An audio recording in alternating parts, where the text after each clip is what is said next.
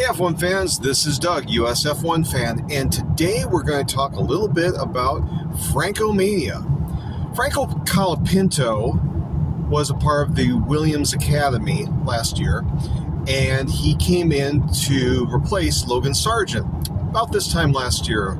And it was because Logan Sargent was crashing the car and was uncompetitive. Franco proceeded to really outperform expectations. He qualified well, he raced well, and he scored points early on during his brief tenure at Williams. Now, the end of his season was marred by several crashes, and it took a little bit of the shine off of him, but there was a lot of excitement and buzz around him. Unfortunately, Williams couldn't keep him because they had just signed Carlos Sainz Jr. to partner with Alex Albon. So 3 drivers into 2 seats doesn't go. So what wound up happening is Franco was free to pursue other opportunities. Now, one of those opportunities that came up was with Alpine. Initially, Franco was signed as a development and reserve driver. So he was essentially released from his Williams responsibilities and came over to Alpine to test with them. They replaced Esteban Ocon at the last round at Abu Dhabi with Jack Doohan. And I think their initial plan was to race Jack Doohan, which they did, and evaluate Franco Colapinto for a future seat.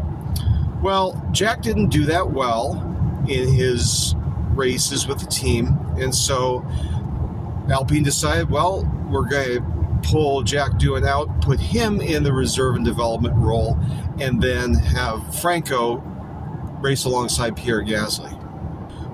Well, it hasn't really worked out, and it could be because, like with Williams, the Alpine's a difficult car to drive. It could be because there's a lot of pressure heaped upon his shoulders. It could be that he's just experiencing a lot of challenges with being a rookie in Formula One.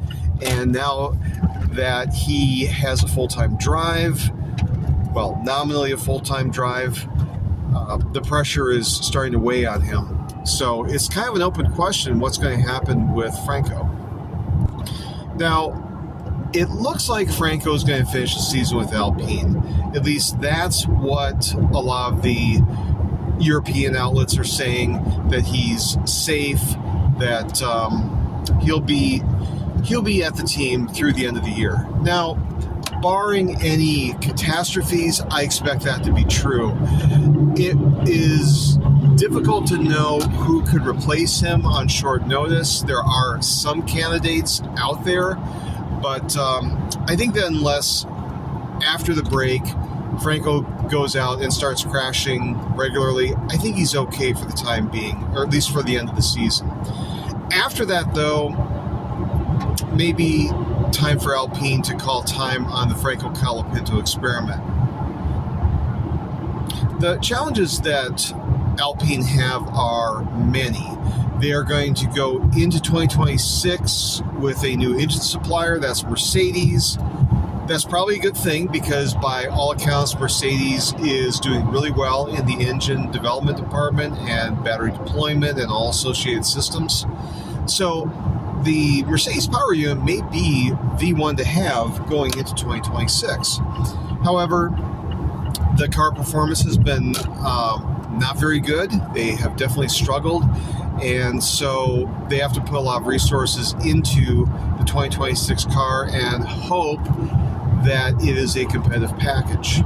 They do have a experienced driver, a race-winning driver in Pierre Gasly, so they're good on that front, and they have to reckon, all right, do we continue with a young, inexperienced driver along the lines of Jack Doohan or Franco Colapinto, or do we bring in somebody like Valtteri Bottas?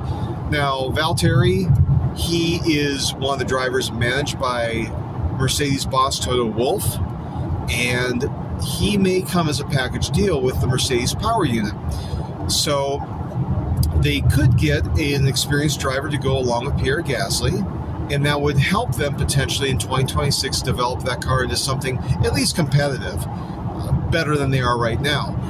They could continue with a less expensive, less experienced, but potentially high upside driver like Franco Colapinto, but they'd probably be risking a lot of crash damage. His technical feedback wouldn't be as complete or as extensive as Bottas or some other experienced drivers. So I don't know.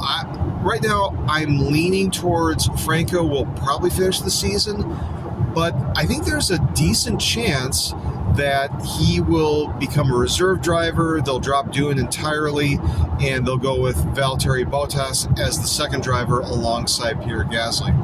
That's what I think. What do you think?